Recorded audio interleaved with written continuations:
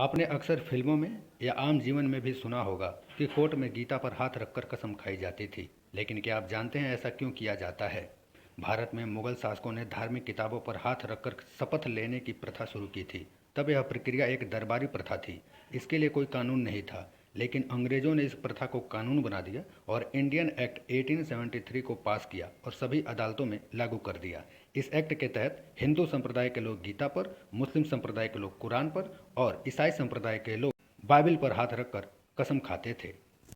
आज़ादी के बाद भी कसम खाने की यह प्रथा जारी रही, लेकिन 1969 में किताब पर हाथ रखकर कसम खाने की यह प्रथा समाप्त कर दी गई।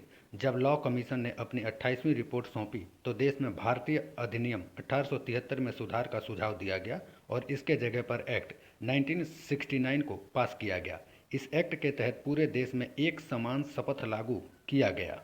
इस कानून के पास होने से भारत की अदालतों में शपथ लेने की प्रथा के स्वरूप में बदलाव आया और अब शपथ सिर्फ एक सर्वशक्तिमान भगवान के नाम पर दिलाई जाने लगी। अर्थात अब शपथ को सेकुलर बना दिया गया। हिंदू, मुस्लिम, सिख, पारसी और ईसाई के लिए अब अलग अलग किताबों और शपथों को बंद कर दिया गया। अब सभी के लिए इस प्रकार की शपथ है कि मैं ईश्वर के नाम पर कसम खाता हूँ या ईमानदारी से पुष्टि करता हूँ कि जो मैं कहूँगा सत्य कहूँगा, सत्य के सिवा कुछ नहीं कहूँगा।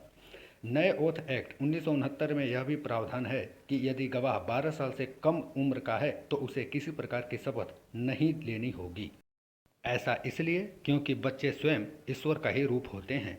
वर्तमान में कोर्ट में दो प्रकार की शपथ ली जाती है। पहला जज के सामने मौखिक रूप से और दूसरा शपथ पत्र पेश करके लिया जाता है। ऐसे में अगर कोई व्यक्ति शपथ लेने के दौरान झूठ बोलता है तो इंडियन पैनल कोड के सेक्शन 193 के तहत यह कानूनी अपराध है और झूठ बोलने वाले को 7 साल की सजा दी जाती है। इतना ही नहीं, इस सेक्शन में यह भी प्रावधान है कि कोई भी गवाह किसी न्यायिक कार्यवाही के किसी मामले में झूठा प्रमाण या साक्ष्य देगा या किसी न्यायिक कार्यवाही के किसी प्रक्रम में उपयोग किए जाने हेतु झूठा साक्ष्य बनाएगा तो उसे 7 वर्ष के कारावास और जुर्माने से भी दंडित किया जाएगा।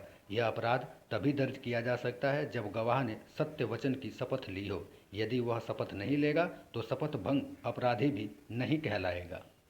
अब बात करें कि खाली गीता पर ही हाथ रखकर कसम क्यों खिलाई जाती है, रामायण पर क्यों नहीं? तो गीता हमारे हिंदू धर्म में एक ऐसा महान ग्रंथ है जिसमें जीवन के लिए मार्गदर्शन उपलब्ध है, जबकि रामायण लोगों को आदर्श जीवन के प्रति प्रेरित करता है।